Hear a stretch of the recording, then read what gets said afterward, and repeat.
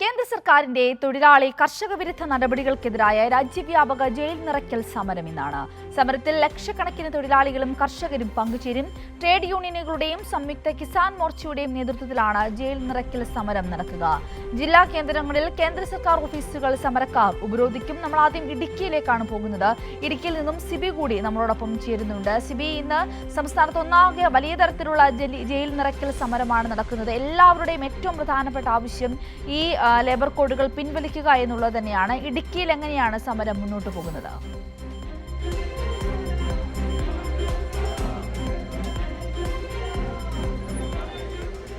സിന്ധൂര്, തീർച്ചയായും ഇടുക്കി ജില്ലയെ സംബന്ധിച്ച് ഏറെ കർഷകരും അതോടൊപ്പം തന്നെ തൊഴിലാളികളുമുള്ള ഒരു ജില്ല കൂടിയാണ്. അതുകൊണ്ട് തന്നെ ഏറ്റവും അധികം സമരത്തിൻ്റെ ഒരു അലയൊലി ഉണ്ടാകുന്ന ഒരു ജില്ല കൂടിയാണ് ഇടുക്കി ജില്ല. ഞാനിപ്പോൾ നിൽക്കുന്നത് തൊടുപുഴയിലാണ്. തൊടുപുഴയിലെ പ്രധാനപ്പെട്ട സമരകേന്ദ്രം, അവിടെ തൊടുപുഴ BSNL ഓഫീസിന് മുന്നിൽ രാവിലെ 8 മണി മുതൽ തന്നെ ഈ ഒരു സമരം ആരംഭിച്ചു കഴിഞ്ഞു. ഈ CITU സംസ്ഥാന വൈസ് പ്രസിഡന്റ് KK ജയേന്ദ്രനാണ് ഇവിടുത്തെ സമരം ഉദ്ഘാടനം ചെയ്യുന്നത്. ഏകദേശം 10 മണിയോടെ ഈ സമരം ഉദ്ഘാടനം ചെയ്യും.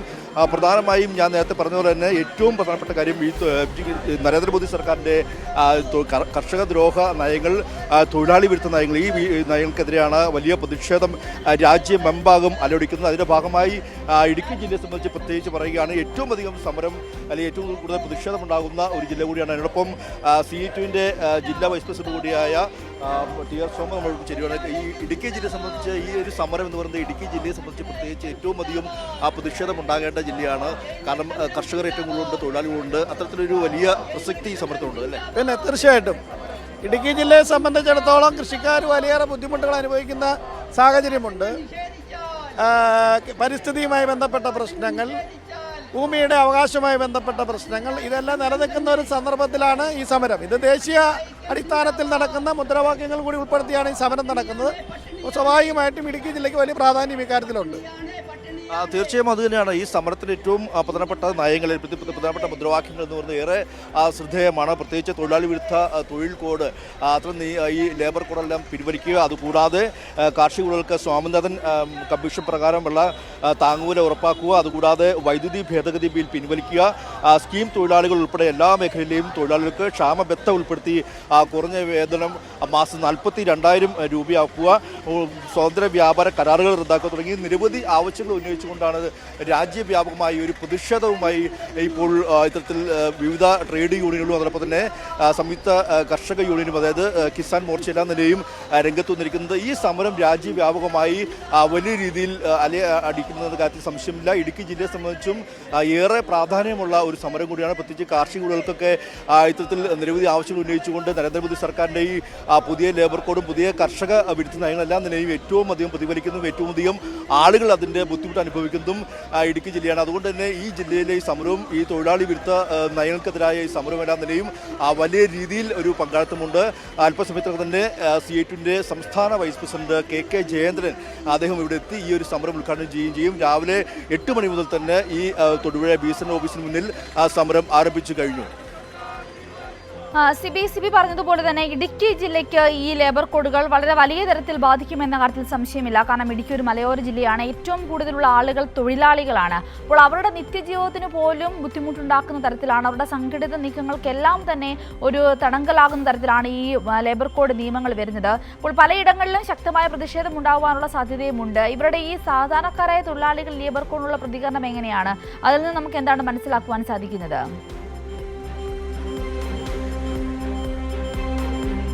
തീർച്ചയായും സിന്ധൂര് ഏറ്റവും പ്രധാനപ്പെട്ട കാര്യമാണ്. കാരണം നമുക്കറിയാം ഇടുക്കി ജില്ലയെ സംബന്ധിച്ച് കാർഷിക മേഖലയാണ്, മലയോര മേഖലയാണ്. ഹൈ റേഞ്ച്, ലോ റേഞ്ച് എന്നിങ്ങനെ രണ്ടായി തിരിച്ചുകൊണ്ട് തന്നെ കാർഷിക മേഖല ഇവിടെ ഉണ്ട്. ഇവിടെ ഉണ്ടാകുന്ന ഓരോ കാലാവസ്ഥ വ്യതിയാനവും വളരെ വലിയ രീതിയിൽ ജനങ്ങളെ ബാധിക്കും. അതുമാത്രമല്ല, രാഷ്ട്രീയമായ തീരുമാനങ്ങൾ, പ്രത്യേകിച്ച് നരേന്ദ്രമോദി സർക്കാരിൻ്റെ രാഷ്ട്രീയമായ തീരുമാനങ്ങൾ ഏറ്റവും അധികം ബാധിക്കുന്ന ഒരു സ്ഥലം കൂടിയാണ്. ഇവിടെ ഏലമുണ്ട്, അതോടൊപ്പം തന്നെ നെല്ലുണ്ട്. അങ്ങനെ എല്ലാ കാർഷിക വിളകളൊക്കെ ഉണ്ടാക്കുന്ന ഉൽപ്പാദിപ്പിക്കുന്ന ഒരു സ്ഥലം കൂടിയാണ്. തോട്ടം തൊഴിലാളികളുള്ള ഒരു മേഖലയാണ്. അതുകൊണ്ട് തന്നെ ഈ ഒരു കാർഷിക മേഖലയിൽ ഉണ്ടാകുന്ന ഓരോ അലയൊടിയും അല്ലെങ്കിൽ ഓരോ തീരുമാനവും കേന്ദ്ര സർക്കാർ തീരുമാനമെല്ലാം നിലയും ഏറ്റവും അധികം ബാധിക്കുന്ന ഒരു ജില്ല കൂടിയാണ് ഇടുക്കി ജില്ല എന്ന് പറയുന്നത്. അതുകൊണ്ട് തന്നെ ഏറ്റവും അധികം ഇത്തരത്തിലൊരു സമരങ്ങളിലേക്ക് പോകുമ്പോൾ സ്വാഭാവികമായും വലിയ പ്രതിഷേധം ഉണ്ടാകുന്നത്. ഇടുക്കി ജില്ലയെ സംബന്ധിച്ച് ഈ സമരത്തിൻ്റെ ഒരു പ്രാധാന്യം എങ്ങനെയാണ്? ഏറ്റവും കൂടുതൽ തൊഴിലാളികൾ അല്ലെങ്കിൽ ഏറ്റവും കൂടുതൽ തോട്ടം തൊഴിലാളികളുള്ള ഒരു മേഖലയാണ് ഇടുക്കി ജില്ല. അപ്പോൾ ആ സമരത്തിൻ്റെ ഒരു പ്രസക്തി എങ്ങനെയാണ്?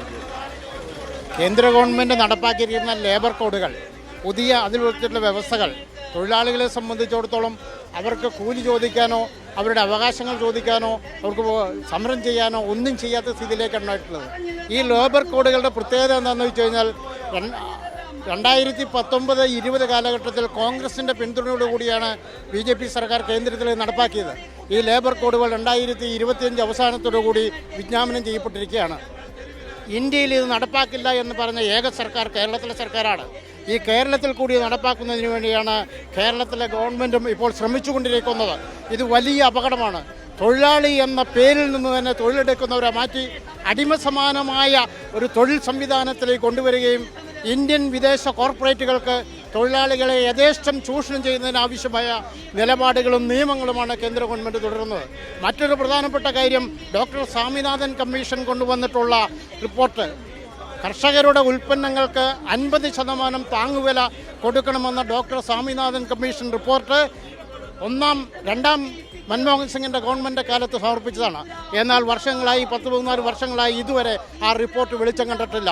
ആ റിപ്പോർട്ട് നടപ്പാക്കും എന്ന് പറഞ്ഞുകൊണ്ടാണ് BJPയുടെ ഗവൺമെൻറ് 2014 അധികാരത്തിൽ വന്നത്. ആ ഗവൺമെൻറ് ഇന്ന് വരെ ആ റിപ്പോർട്ട് നടപ്പാക്കുന്നതിന് ശ്രമിച്ചിട്ടില്ല. അതുകൊണ്ട് കൃഷിക്കാരെ സംബന്ധിച്ചിടത്തോളം ലോകത്ത് ഏറ്റവും കൂടുതൽ കൃഷിക്കാർ ആത്മഹത്യ ചെയ്യുന്ന ഒരു സംവിധാനം ഇന്ത്യയിലാണ് ഇപ്പോൾ ഉള്ളത്. കർഷക വിരുദ്ധ നയങ്ങൾ പിൻവലിക്കണം, ഡോക്ടർ സ്വാമിനാഥൻ കമ്മീഷൻ്റെ റിപ്പോർട്ട് നടപ്പിലാക്കണമെന്നാണ് കൃഷിക്കാരെ സംബന്ധിച്ച് അവരുടെ പ്രശ്നങ്ങളെ സംബന്ധിച്ച് ഉയർത്തിക്കൊണ്ട് ഞങ്ങൾ ആവശ്യപ്പെടുന്നത്. മറ്റൊരു കാര്യം കർഷക തൊഴിലാളികളാണ്.